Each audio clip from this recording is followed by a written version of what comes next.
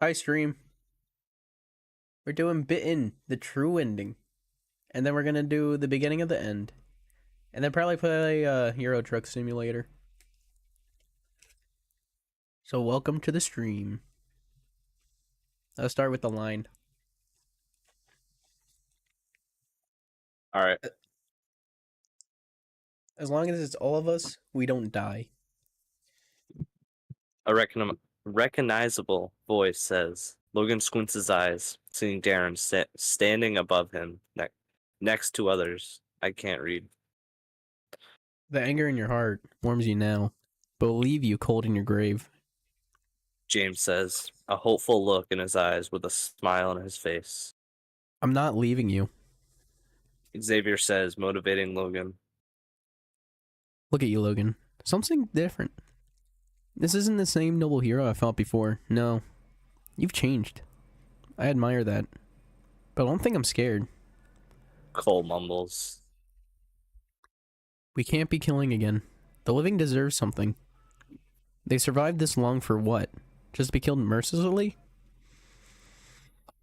Haley asks, hold on, I just got signed out of my account. You can keep reading if you want. I gotta sign in. I trust you and your people. I saw you guys. Your bond. Your strength. I want to be part of your family. I trust you guys enough to make this all right, William says. Logan keeps seeing everyone across his journey.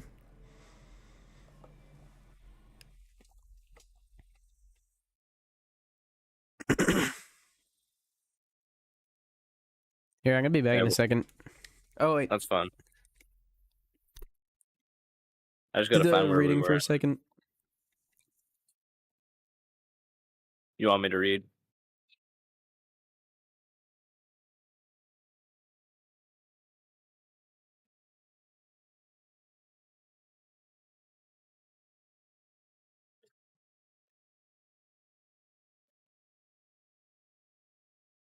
You didn't read it? I asked you, what am I doing? Oh, bro. Where are we? We're on I Love You. I'm good now, After though. this? Or Yeah, after. a voice says. He looks closer, noticing his mother. I love you, bud.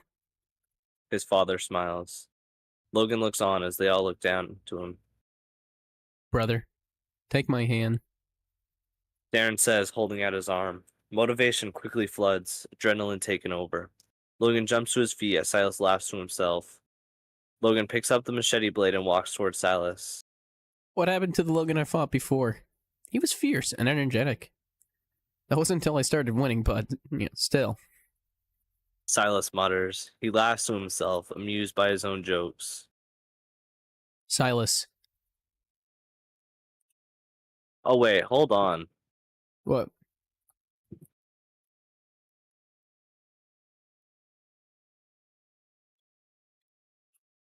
That's my bad. That's the wrong document.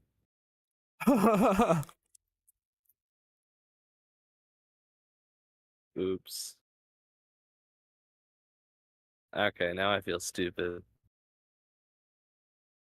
I was reading it. I read on a little bit because it sounded different. Yeah. I forgot that I made a brand new document for it.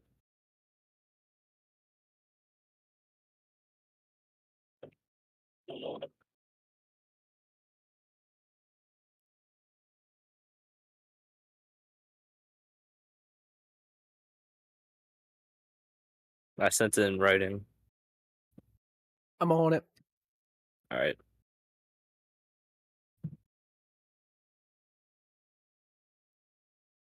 Page 283. Yeah.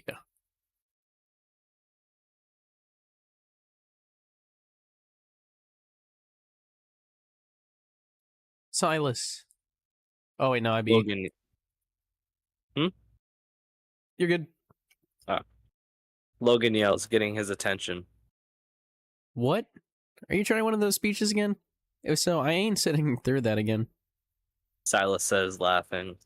His smile quickly fades as Logan's next words make him pause. I'm bit. Logan stutters. Silas backs up, unsure of what to believe. Who knows? He asks. Just you and me.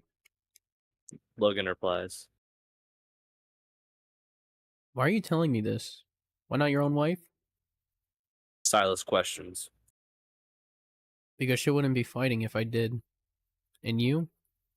I'm telling you because I know I can't beat you. If you stop this now, if you end this and surrender, we can move on from it. You and your people, unity, can be once more. Logan pleads. Silas stands quiet. You're lying. He stutters. Come on, Silas. I know the type of man you are. The act you put on today isn't what's inside you. This is what your son would have wanted. Logan asks. His head lowers, hearing the words of his son. This doesn't need to be a fight anymore. From this day on, we can be something more. Logan says. I'm sorry for who I was. Silas says, looking Logan in the eyes. He notices the tear forming in Silas's eye. Silas, this isn't it, alright? Logan assures. Silas unclips his radio. Surrender. Surrender. It's all over. We won. Silas says. We won? Logan questions. We did. All of us won, right? Silas smiles. Logan replies back with a smile and a nod. He looks around, watching friends and foes alike standing alongside each other. Beth, Brandon, Angel, Annabelle, Adair, and Aurora run over, confused. Logan, how? Beth asks. We can't win this with violence. We won with words. He replies. Are you okay? Brandon asks. I knew we couldn't beat him, so I told him something you guys aren't ready to hear. Logan says. What do you mean? Annabelle questions. Logan, you look sick. What is it? Aurora asks. I'm bit. Logan stutters. The group pauses as Beth drops her weapon. Kenny walks forward, uncertainty in his eyes. How? Annabelle asks over tears. I had to save Beth. We went out there, led the horde. She passed out and I fought and I killed. Logan cries out. Silas walks over with his head hung low. Beth runs over, punching at his chest. This is your fault. Why? She screams. Logan pulls her back into his arms. She releases, falling into him. He holds her tight. She hugs back as tears stream down her face. This is my fault. I'm sorry. Brandon says. Don't blame yourself, Lily. Oh, wait, don't blame yourself. Lily and Angel need you. Oh, shit, sorry. We are stronger than ever. Y'all can make it, so do it. Live for me. Live for the ones who don't get to choose. Logan pleads. The crowd of survivors pull around Logan. He stands up on a boulder in the ground, overlooking everyone. Dozens of people look to him for an answer. We can't save everyone in this world. We've all lost ones we love. No matter how much we fought, we've all come so far. Logan says. This town and the towns around us are all the beginning of the future. There's us and the dead. There's no more fighting each other. Love and hope is what has powered us all along, even when the world fell.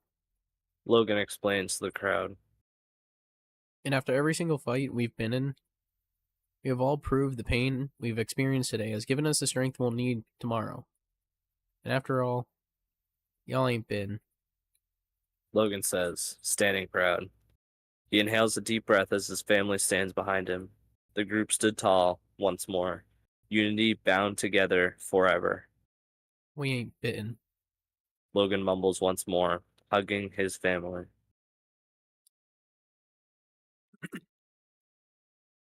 Chapter 29, Walk with Me. Are you set for the next chapter, or do you want to say anything? Or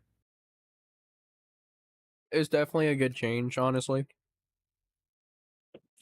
This ending, I feel, has like a lot more meaning with it.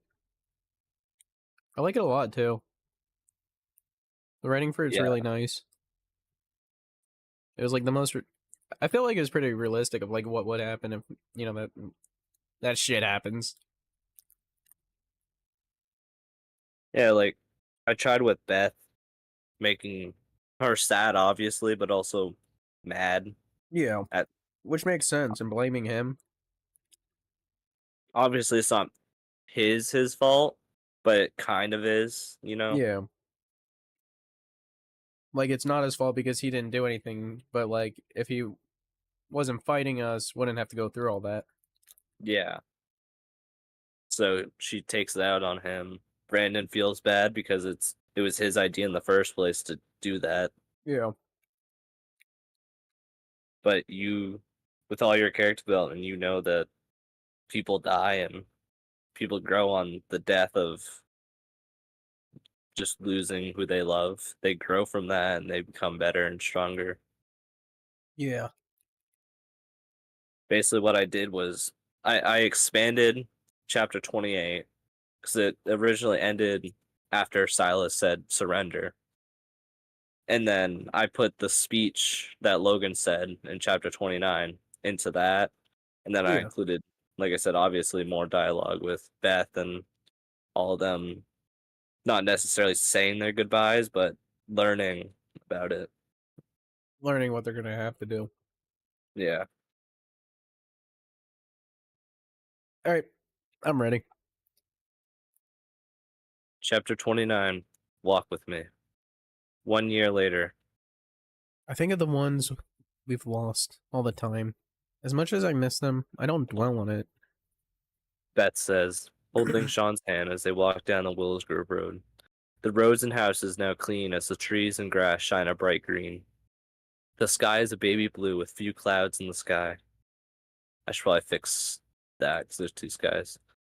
People talk and laugh while kids run around screaming. Who's who that is? Oh, Yeah, it's Sean talking.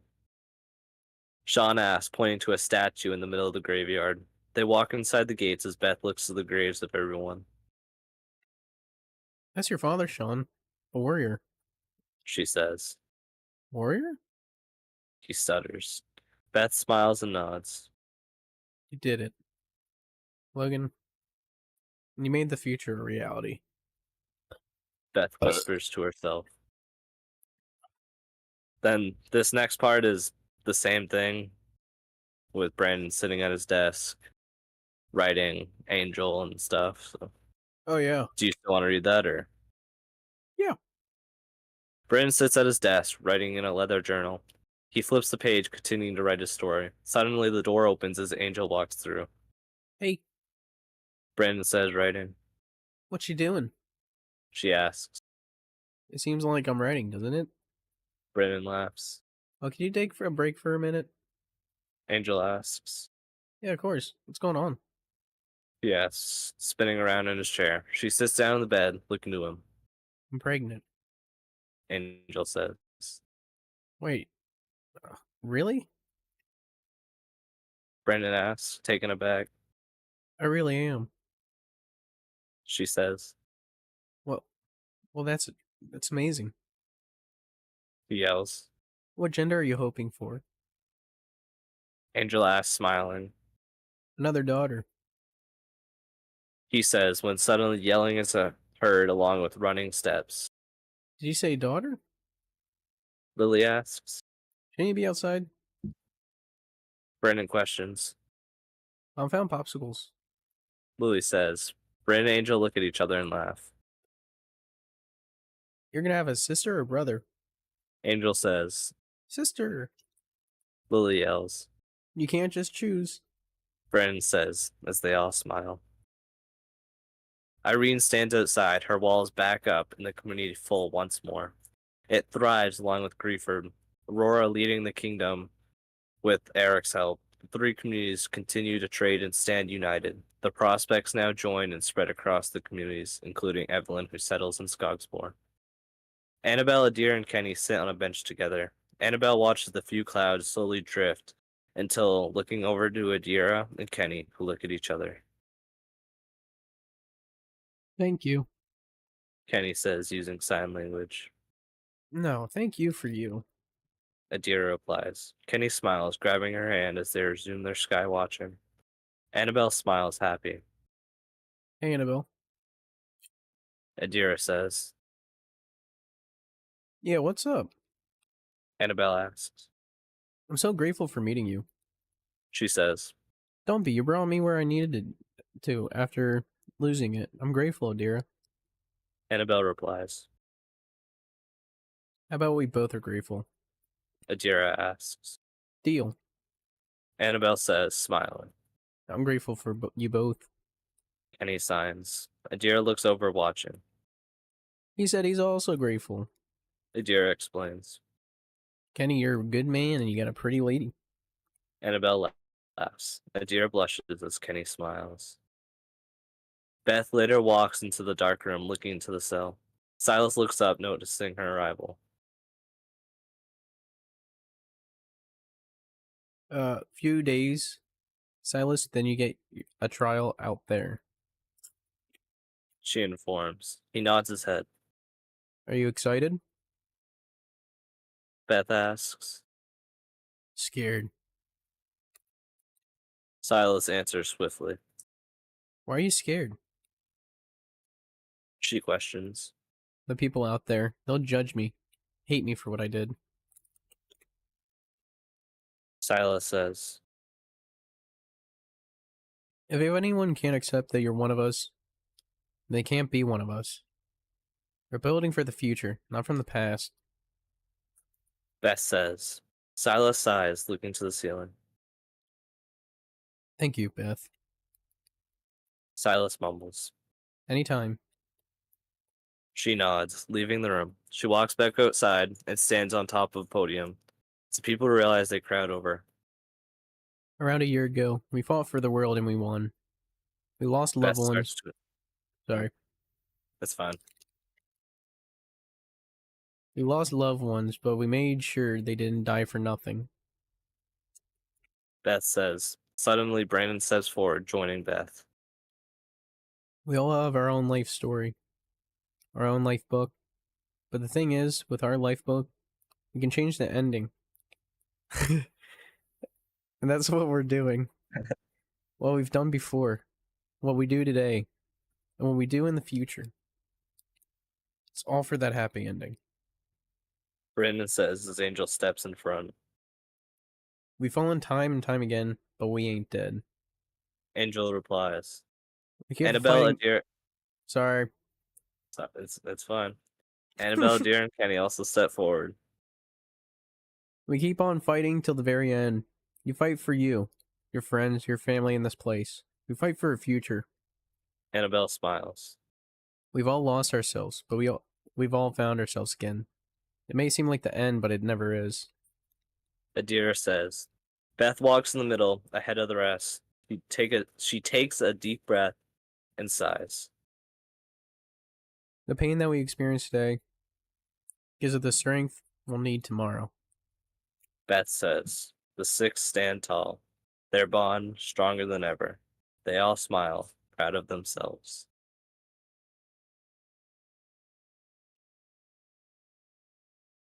Amazing.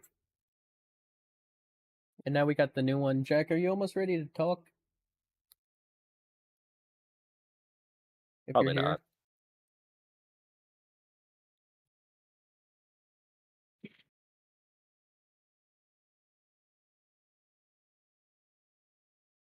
All right. I got the other one open. Any last thoughts for Bitten? 5? You changed up the last part, and I really wanted to read it because I want to know what it was going to say. What last part? Well, you kind of had to take me completely out of it, so you had to change the people around. I still wanted to see that. Yeah, but the same exact speech almost is just at the end of chapter 28. Yeah, It just you don't get the final say like you did before. true. It is harder having the main character not being able to say anything, but it happens. Yeah, no, I get that. I think you did it in a good way, though. Everyone got their piece. I think everyone got their happy ending except for I don't know, Beth and Annabelle ish, because obviously Annabelle still lost James, and Beth lost you, obviously. But I Yeah, guess Beth has Sean, Annabelle is friends. that's true.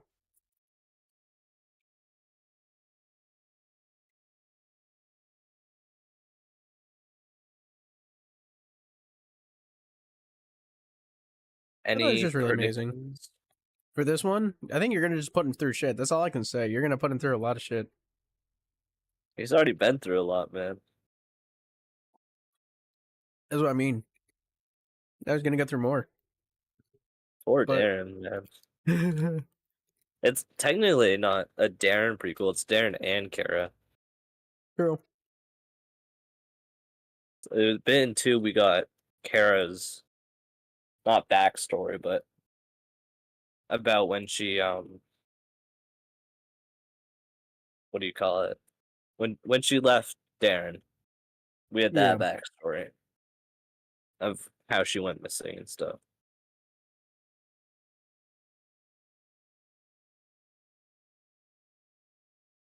Sorry, I'm eating stuff.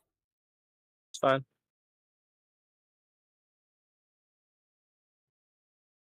Ugh.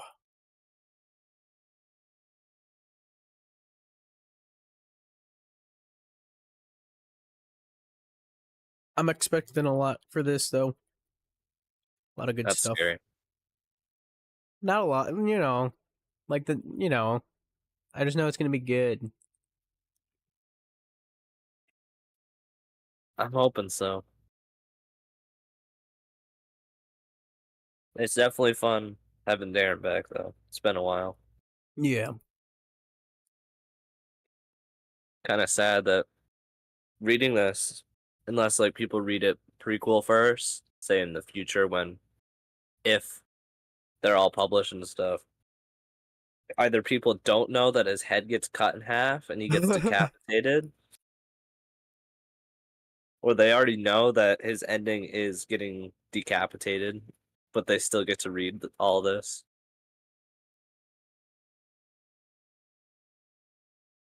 Yeah, that's true. Well, it'd be funny if this gets him into it. They'd like the character, and then boom, he gets his head cut off. What is something I could do that would ruin either his character or just like Bitten or what? Something like you shouldn't do.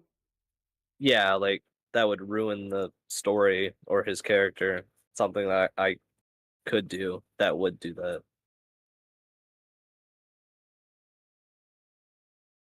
Um.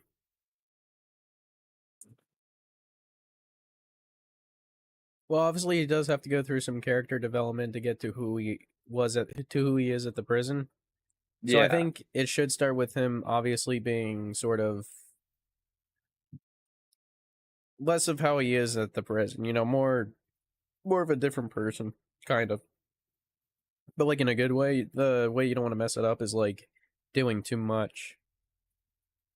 the start of the prison, he was more careless Yeah. and he didn't trust like anybody, and he wasn't open whatsoever. Yeah, I think if he was more scared and trusting of people, it would be like a different story. And then through this, we learn why he doesn't trust anyone in the apocalypse. Good. Hmm. Obviously, for this story, it starts at the start of the apocalypse, so Yeah, which I'm excited about because like this, I like beginning apocalypse shit. It's So I'm the hardest to write, I but don't doubt it can that. be the most like world development one. Mm-hmm.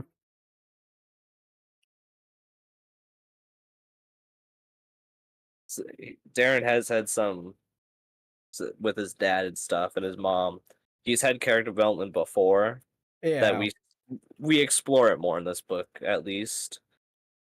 So he's not the most open, outgoing person, but that's Darren. It doesn't need to be from this like careless, careless as in like Oh no, I get what you mean. He's like yeah risk taking, more like doing dangerous shit when the zombies are out. yeah This he'd be like a little more worried about them, but he'd be more like he doesn't really care about others too much, yeah. He and just they're cares safe. for himself and his Yeah, sister.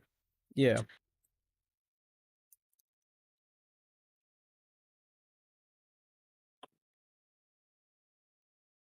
that sounds perfect.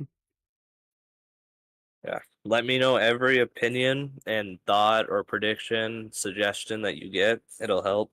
Yeah. Any little bit, even if it's just something little or something you like, something you didn't. Oh no, I get that. I'll critique it.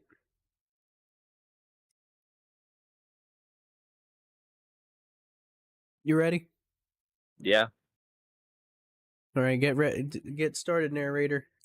Same thing, narrator, and then you Yeah. dialogue. All right. Chapter 1, Monsters.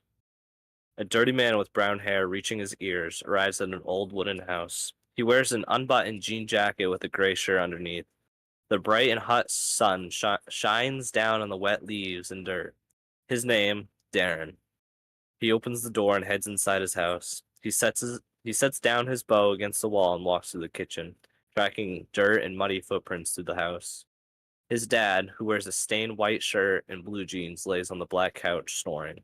The TV blares, causing Darren to sigh and make his way to another room. The ground, littered with toys and stuffed animals. Kara holds two Barbies, one wearing a blue dress and the other a pink one. How are you? Darren asks. Kara looks over and her face brightens up. Kara has curly blonde hair. She wears ripped jeans and a pink sweater. Darren, I good. Kara says. Has Dad done anything? Darren questions. Kara shakes her head no. Darren turns back and enters the kitchen, grabbing and downing a water bottle. When Darren turns around, he notices Dad coming out the living room. Oh, look who's The dad smiles. Oh, yeah. You're Darren looks over to find the drunk man laughing, holding a beer bottle. The man reeks of alcohol. gonna stay home this time, or you gonna run away again? His dad yells in frustration. Darren glares back with hatred in his eyes. I raised you. Speak when spoken to. His dad says, slamming the glass bottle into the ground. The bottle shatters as Darren remains eye contact. You raised me, huh? Then where's Mom? You didn't do nothing. Darren yells back. His dad runs forward, yanking Darren's shirt. Don't raise your voice. He warns. Don't touch me. You even lay a finger on me or care again, I will kill you. Darren mumbles, pushing his dad off. He walks off, grabbing his bow on the way out. His dad smiles, reaching for another bottle. Stop. I Darren didn't want to walks through say the harsh stop. forest as the sun. Stop. I want to say something I Yep. like. Figured All right. you wouldn't mind if I stopped you. Nope, Um, not at all. I do like how this chapter is called Monsters, and it's probably going to be most likely where we get introduced to the zombies. But also, yeah, his dad's a monster. I think that is good. His dad is a monster, yeah. So it kind of has like double They're meaning, both monsters. which I think is Yeah. really cool. I didn't even think of that, but yeah, you're right. All right, you're good. Sorry.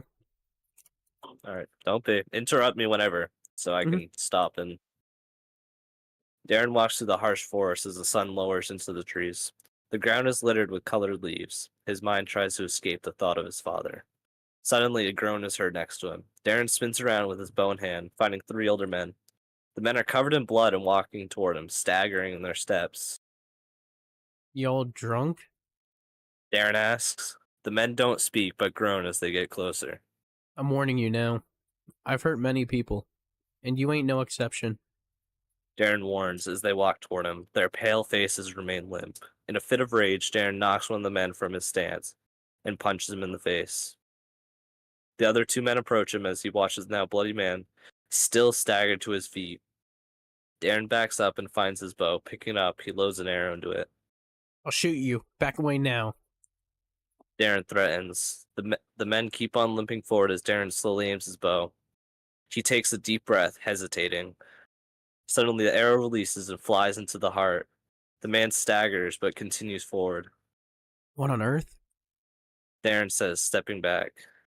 He hesitantly loads another arrow, shooting into the same guy's head. As its body hits the floor, Darren backs away, realizing what he has done. The two others pursue with no reaction. Please, just go.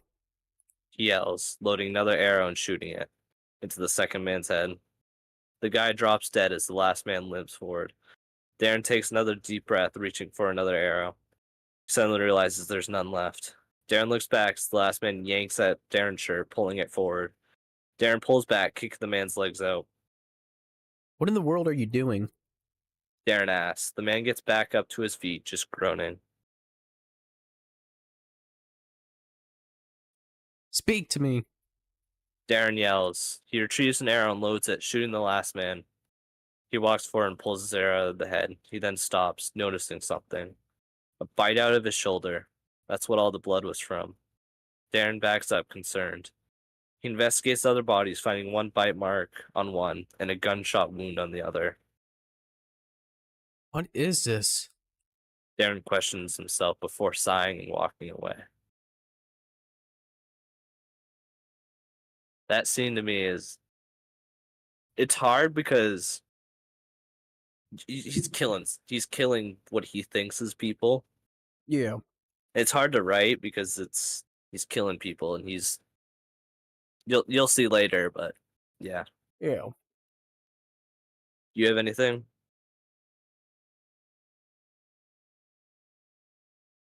I think I get what you mean. He's killing people, but like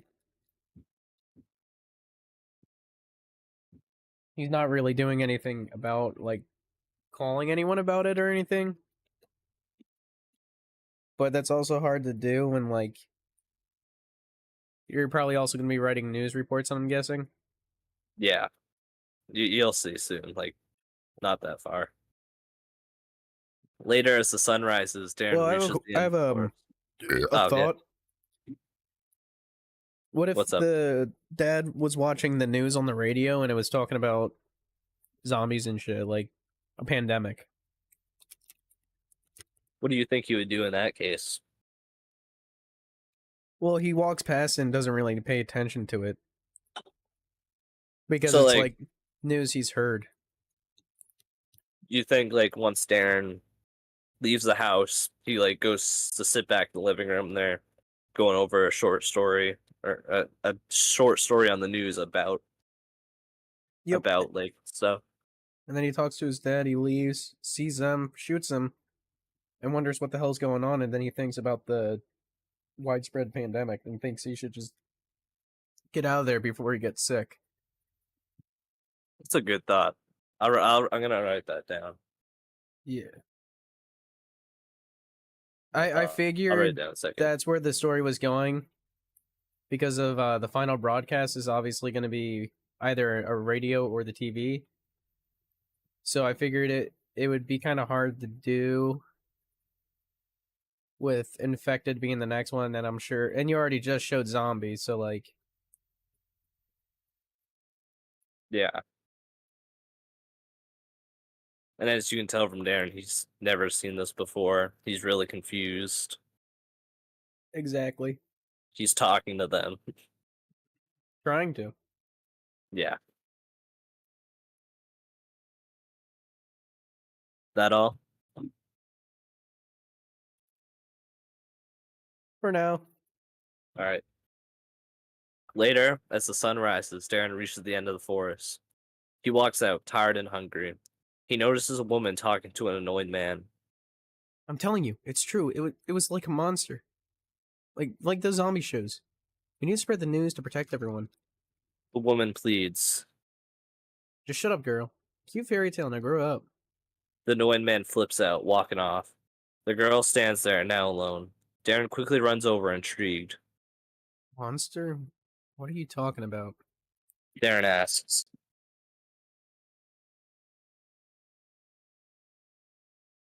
I don't know why I keep just stopping.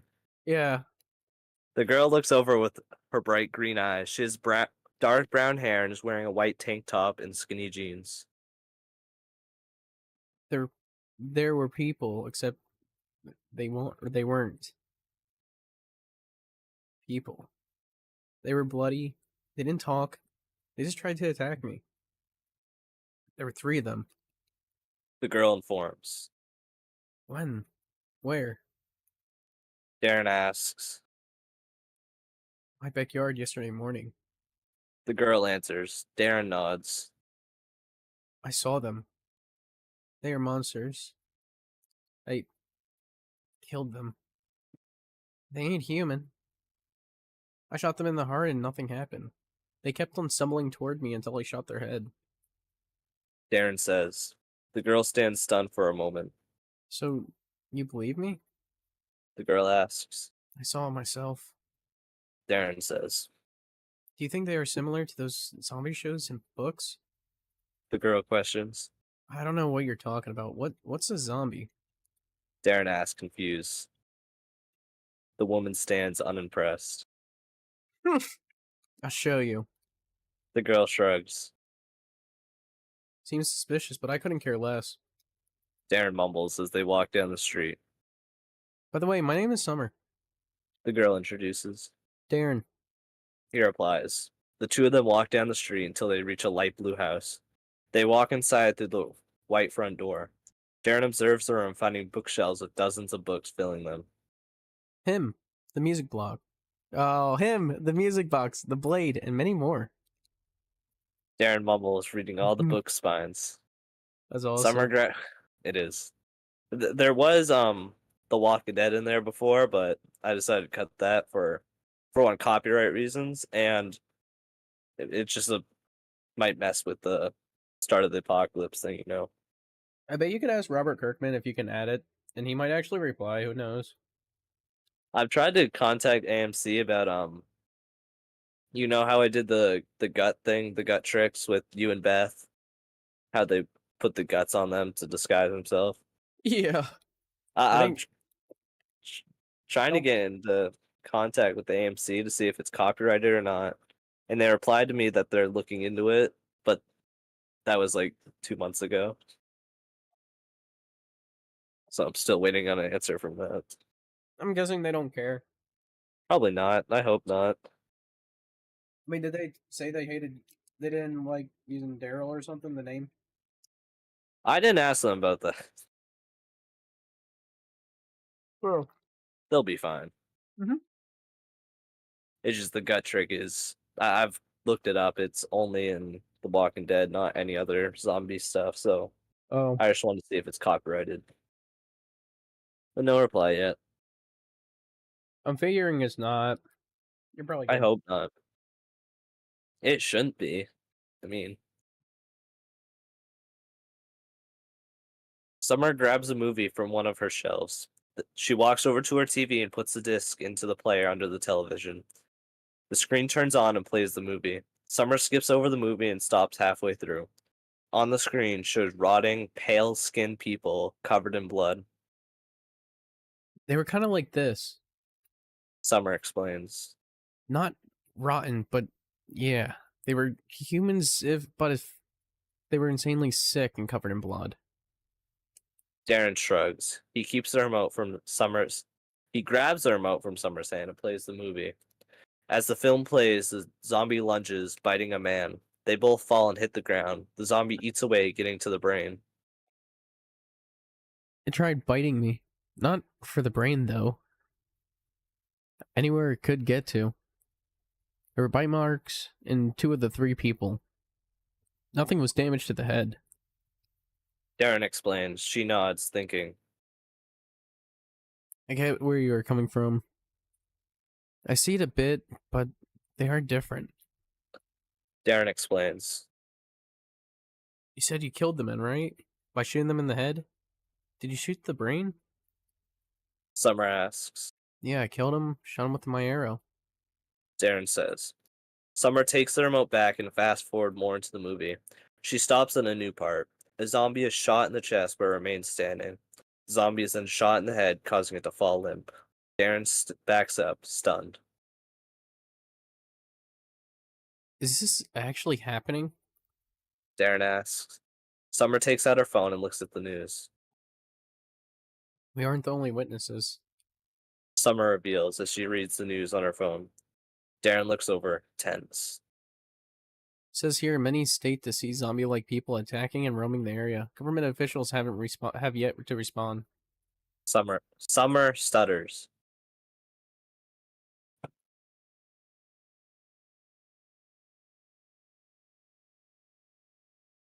Anything to note there?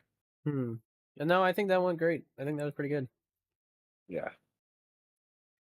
Like I said before, this is like the hardest part to write because there's so much little things you got to do and a lot of confusion of like, oh, this is new. How do you properly bring this in and eventually have them get used to it? Yeah. But no, I That's think originally why I started. you're definitely introducing it in the right way, especially with the government not responding. It's definitely too soon for a statement. When does the government respond? Probably unaffected. I would do this chapter instead of chapter 1. Probably. You'll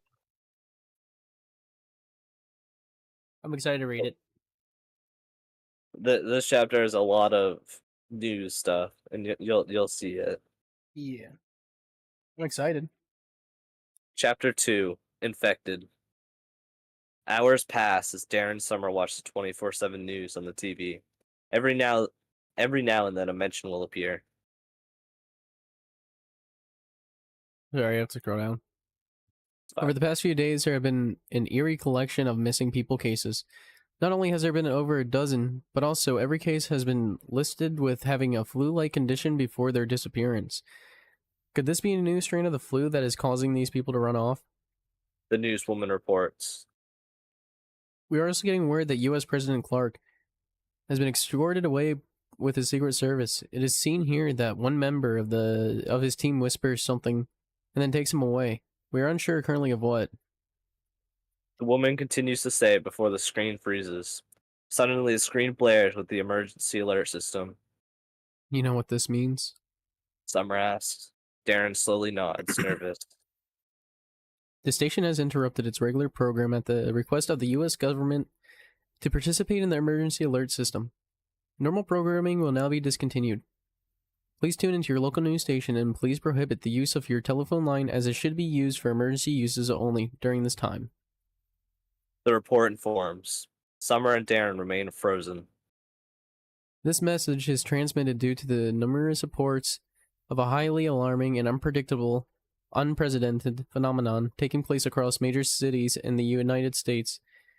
Reports have been received regarding individuals exhibiting highly unusual and aggressive behavior. These incidents are not attributed to any known criminal activity or psychological condition. The report continues. I'm scared. Sammy stutters. You'll be fine. Just listen. Darren says. The symptoms of these individuals include severe disorientation, impaired motor skills, and extreme aggression. We strongly advise all citizens to take immediate precautions to protect themselves and their families. The exact nature of this contagion is under investigation. Early findings indicate that it spread through close contact with infected people. It is important that you avoid physical contact with anyone displaying these concerning behaviors. It explains. Darren listens closely as Summer cowers into the corner of her couch, scared. Darren takes a deep breath, slowly sweating. To protect your well-being, stay indoors, seek shelter in homes or a secure location immediately. Barricade doors and windows to prevent unauthorized entry. Under no circumstances should you attempt to interact or approach these individuals. Stock supplies and ensure you have an adequate supply of food, water, and essential supplies for an extended period. Remain calm and follow instructions from local authorities and law enforcement personnel. We will provide updates as more information becomes available. This is a rapidly evolving situation, and your cooperation is crucial. The report finishes. Summer sighs as the TV cuts back to the news, immediately showing riots breaking out in the major cities. Behind me, the whole area has deteriorated into a scene of chaos. Storefront windows have been shattered and cars have been flipped and set on fire. This all started from what I stated earlier tonight. An innocent man was shot in the head after walking toward law enforcement and not listening to orders. This caused chaos through the streets. You can see more of these drunk seeming people attacking and going after these rioters. I hate to note this, but it looks like the zombies from pop culture. The newsman explains, worried. I have to go get my sister. She can't be alone in this. Darren says. You could get hurt. Summer yells. I've killed 3 already. I know, I shouldn't have, but for Kara. I'll do it 1,000 times over again. Darren says. And I'm coming with you. Summer offers. Darren shrugs when suddenly another Another emergency alert system broadcast goes off. Summer checks her phone and finds the alert. We can read it on the way. Summer says, running with Darren out of the door and back into the forest.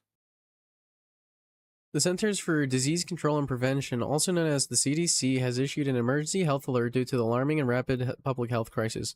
We urge all citizens to pay close attention to this message. It has been observed that individuals who are attacked by those displaying these symptoms succumb to a similar condition. All law enforcement and other resources are being used to address this situation. Major cities like Atlanta, Los Angeles, Manhattan, Philadelphia, San Francisco, and many more are significantly affected. Summer reads off her phone. We're in the outskirts of Manhattan, Darren says. Oh, sorry. It's fine. We need to be careful, then, and maybe go more north. Summer shrugs. We? Darren asks. Sorry, I don't know. It just came out. Summer mumbles. It's fine, just keep reading. Darren says. If you or someone you know is bitten or attacked, it is of utmost importance to seek immediate medical attention if someone is exhibiting any of the following symptoms. They may be infected. Excessive sweating, high fever, dizziness, pale, body aches, migraines, fatigue, vomiting, and or weakness. It has been tested and noted that death will occur and the patient will come back but with no pulse. After returning from the dead, the violent nature will occur from infection to death is a wild range of time. It was seen in a minute to 30. The CDC and other relevant authorities are working tirelessly to better understand the origin and nature of this crisis. She says, finishing reading the alert. One dead person can change everything. Darren says. Summer nods as they reach the other side of the forest. Out into another neighborhood, right into Darren's backyard. Darren runs to the back door and slides it open. He goes inside to find his dad not home. He looks in the Kara's room to find her sitting down on her bed, listening to music. Hey, Kara. Darren says. Darren. Kara yells, excited. Where's Dad? Darren asks. He sees someone outside on lawn, so he went to talk to them. Kara explains. Darren takes a deep breath, concerned. Did you see the man? Darren questions. Oh, she shakes her head now. Summer pokes her head in and Kara notices her. She sits up excited. Is that your girlfriend? Kara yells, excited. Kara. Darren mutters as Kara runs over to Summer. My name is Summer. I don't know why it says ass. She says, smiling. She then hears a buzz in her pocket. Summer pulls out her phone and reads the notification. Are you home safe? The phone read. She clicks on the notification and starts replying. Yes. She says. Did you hear what's happened? The person texted back. Yeah, be careful. Summer responds. Who's that? Darren asks. My friend. She lives in another state far away from here. I actually moved away from my parents to go to college. How about you? You go to college around here? Summer questions. No. Darren says. You look old enough. Summer replies. Never finished high school. I did drugs. Darren says. What are drugs? Kara asks. Adult candy. Darren says. Bad food. Summer smiles. Bad Darren. Kara laughs. Darren looks at Summer, unimpressed, as she chuckles. Darren looks out the window as Summer and Kara joke and laugh. He quickly notices a bloody fat man with a stained white shirt. The man walks the street. He stumbles with every step. Keep Kara away from the windows. Darren says as he rushes out the door with his bow in hand. Summer quickly distracts Kara, worried. Darren runs to the man, his dad. Darren quickly notices the flesh ripped out of his neck. When the dead man stutters in movement toward him, Darren loads his arrow. You had it coming. Darren mumbles, aiming his arrow. He turns his head and lets the arrow fly. He listens to the arrow fly and hit his dad's head. He listens to the thump of him hitting the ground. I definitely need to change that so there's not so much repeating. I think you did great with this one. I think having the broadcast right after the first chapter is perfect, actually. It shows the urgency of the situation. Yeah, I think the pacing is perfect. You're doing good. It's really good to hear. I like the dialogue so far too. I don't know if it's my favorite dialogue. I still, maybe just because Bitten 5 is Bitten 5, but I still think I like that better. Completely fair.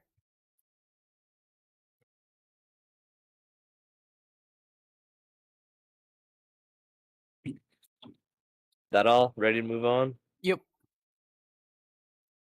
Chapter 3 The Final Broadcast. Darren walks away when suddenly three helicopters fly overhead. Darren looks up as they fly into the distance. He walks inside and slams the door, causing Kara to flinch. What is happening? She asks, worried. It'll be okay, Kara, I promise. Darren says. Summer holds Kara tightly as she lets out a tear. Here, why don't you go in your room for a while and do some things while we talk? Darren says. Kara nods, scared. She walks out and into her room and shuts the door. Darren, she's scared. Summer points out. I killed him. My father, he's dead. Darren interrupts. Summer pauses, sighing. They said not to engage, but I couldn't let Kara see him. Darren says. Those things aren't human, so it's fine. I killed a man before. Oh wait, why am I reading that? Summer explains. I was reading the wrong line. I've killed a man before. A living man? Darren says. Why? She asks. He jumped me in an alley. We fought until I slammed his head into a brick wall next to us. He stopped moving and his heart stopped. I ran away and never looked back. He explains. She pauses, scared. Darren notices and keeps his head low. Take Kara and go. Darren instructs. What? What do you mean? Summer gets confused. I trust you, and she isn't safe with me. Darren states. No, I'm not leaving. Kara isn't leaving. And you aren't leaving. It's not your fault.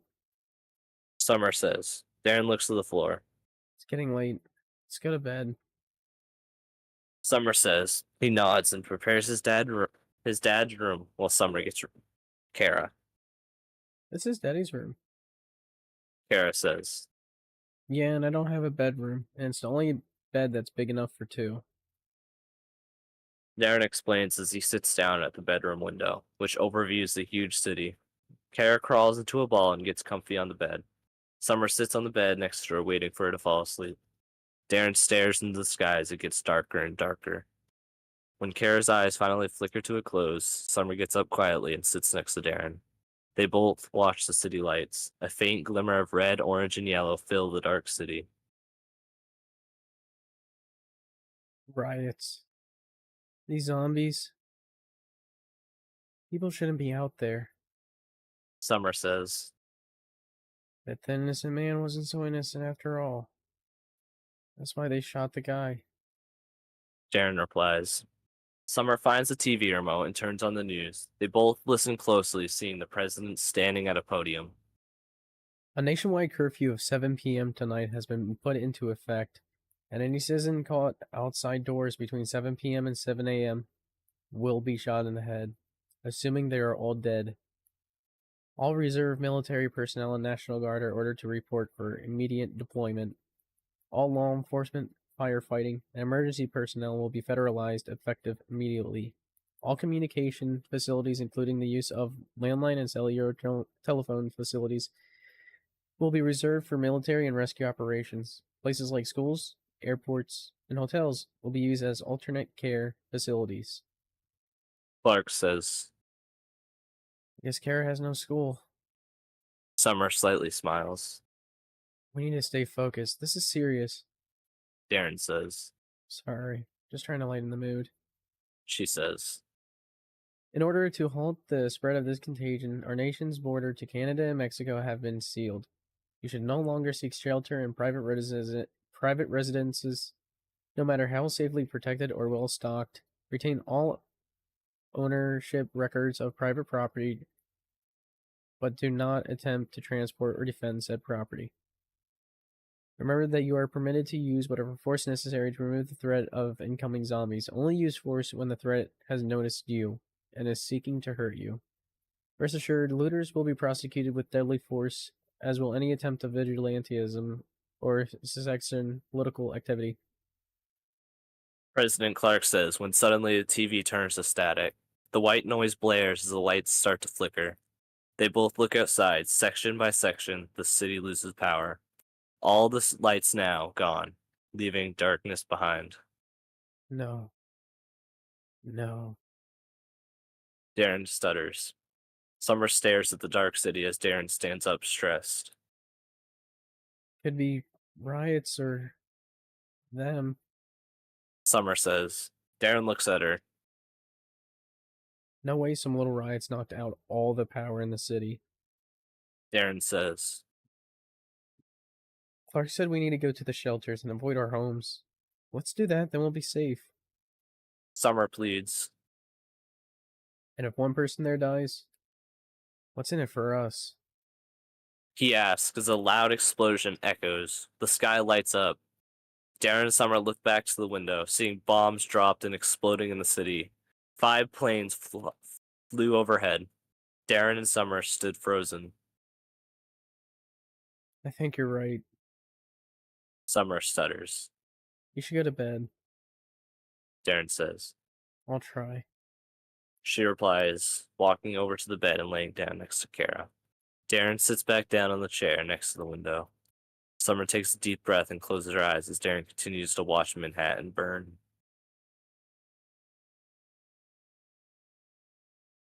Is the next step kind of finished or not really? Next step is finished. Okay. Cool. I'm ready when you are then. Alright. Oh, I do like No. that chapter a lot, by the way. I think the power turning off is cool, but maybe you should add like some fires and stuff so you see like fires and smoke, because if there's riots and stuff, there's gonna bound be fire. The city wouldn't be completely dark. That's why I said it was hard to write. I probably erased like 5 different That's things, but fair. when I described the city dark, I said there's like faint glimmer of red, orange, and yellow. I Oh, never probably mind. said I probably could have just said a faint glimmer of fire was No, I think seen that's throughout the better. streets. It was annoying to write.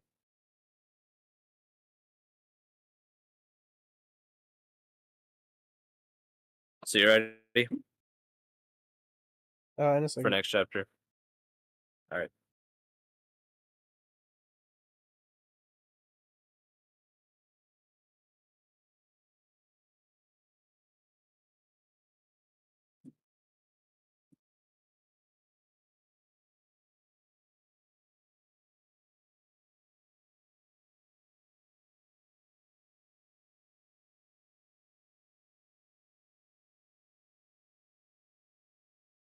Yeah. All right.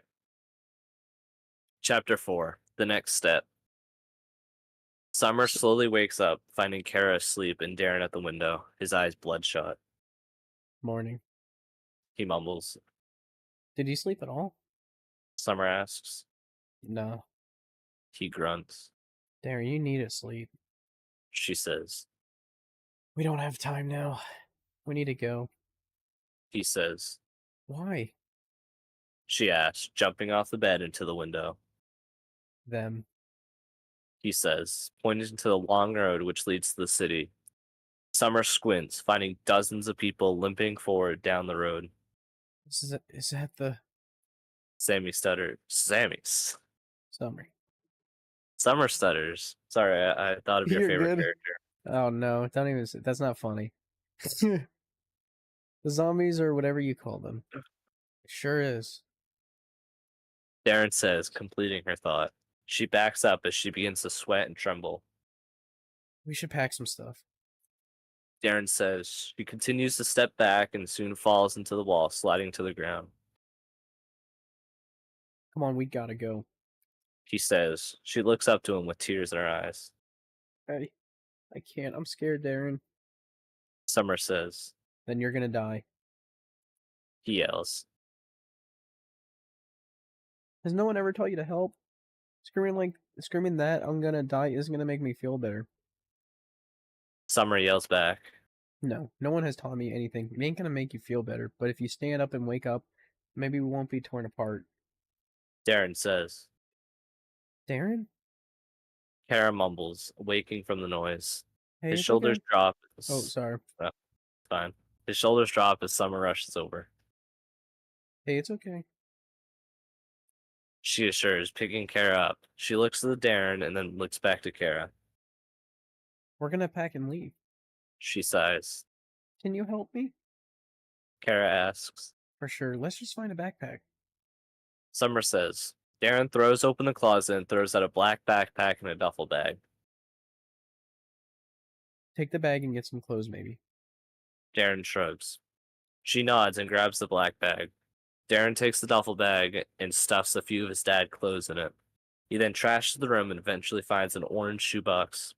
Opening it, he pulls out a revolver with a handful of ammo in a plastic bag.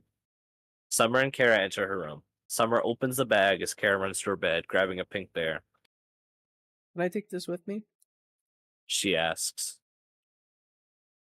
Of course, but we don't need to take it and put it in the bag. It'll take up too much space. Summer says, opening Kara's closet. She stuffs clothes inside and then finds a box of checkers on top of the closet.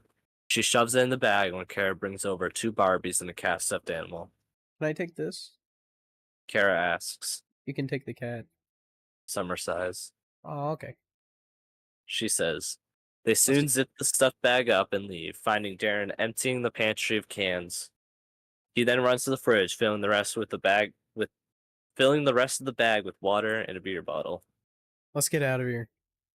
Darren says, throwing the bag over his shoulder. Where are we going? Kara asks. That's a good question. Summer sighs. Darren looks to Summer, thinking of an answer. How about North, New Hampshire, Maine? He asks. That's gonna take a while. Summer replies. We saw all those big cities get swarmed. Maine and all those won't have as much. Darren says. Yeah, I guess. Anything to get away from those things. She sighs, walking toward the door. As they reach the end of the driveway, the horde of zombies come into view. Why are there so many people? Kara asks. They're not. Those aren't people. Darren says. We'll explain later. Summer says, yanking Kara's arm back. The forest should be safer. Darren says, following them into the woods. They traverse, quietly stepping over branches and onto the crackling leaves.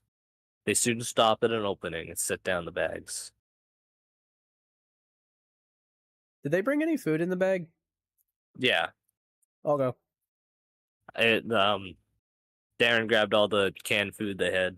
Oh, yeah. I'm hungry. Kara says. You can eat later. We don't have much. Darren replies, scouting the area. Summer walks over and pulls out a candy bar from her pocket, handing it to Kara. Don't tell him. She says, smiling. Kara nods, giving a smile back. We'll stay here for a bit. and we should keep moving. Darren says. I think we're fine here for the day. Summer replies. The day just started and we ain't wasting it. Darren says, turning to her. Did you seriously bring a candy bar? He sighs. Summer gave it to me.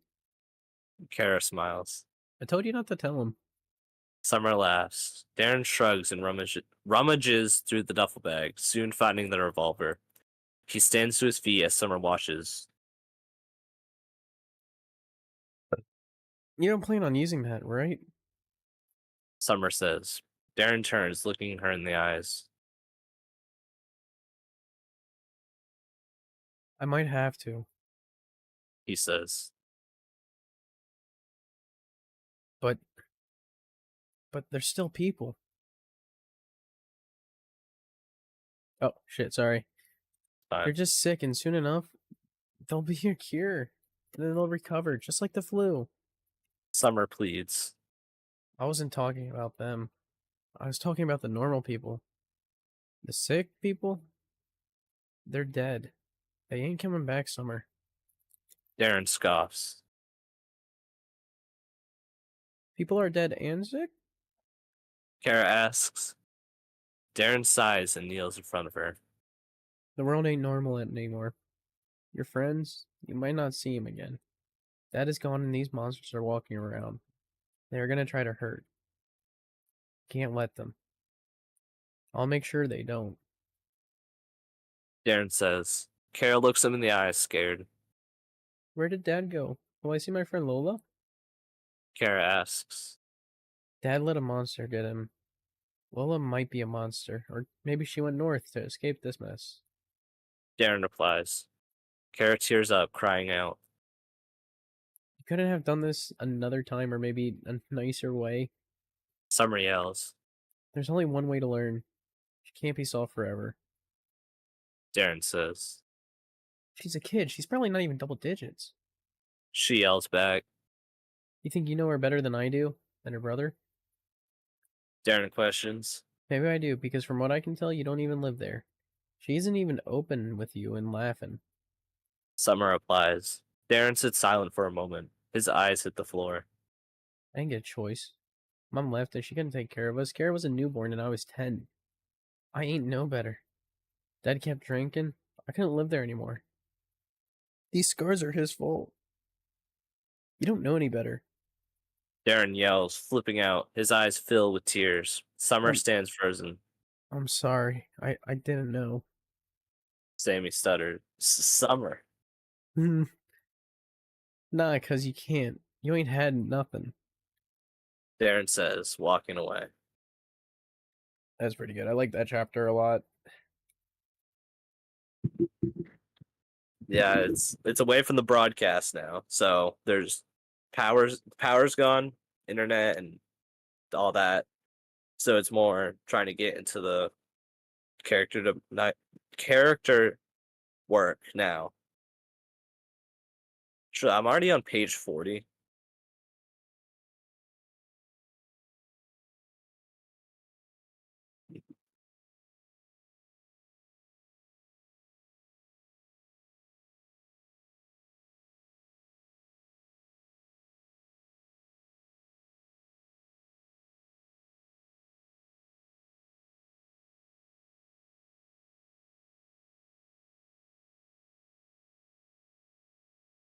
Hello? Sorry, I'm reading something. That's fine. I was just making sure I didn't cut out or whatever. Here I get. I'm gonna be back in a sec. All right, Sorry, just reading something weird. that's fine.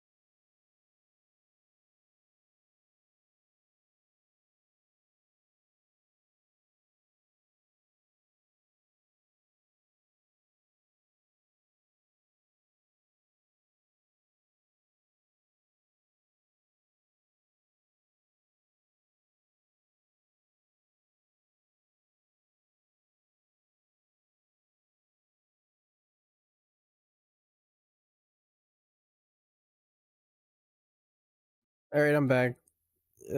What the fuck? Hello. You good? Yeah, I was reading something funny.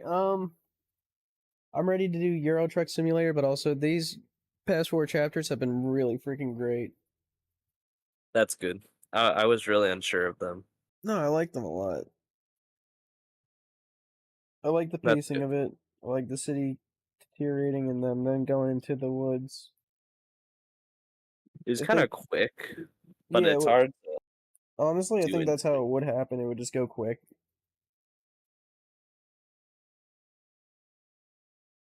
I think it was like 2, 3 days maybe. Yeah.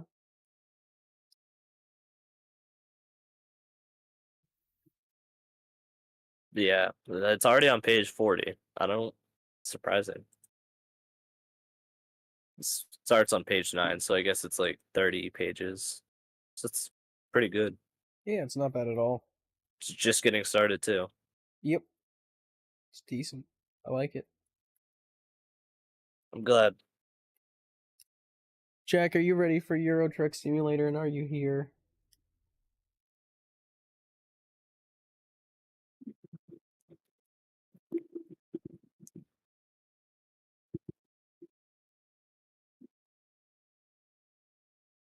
I'm gonna go to the bathroom and then we can play if Jack gets here or whatever he's Yeah, I doing. did too. I'll be All back in a right. second. We'll add him, I guess. Try to see if we can get him back on.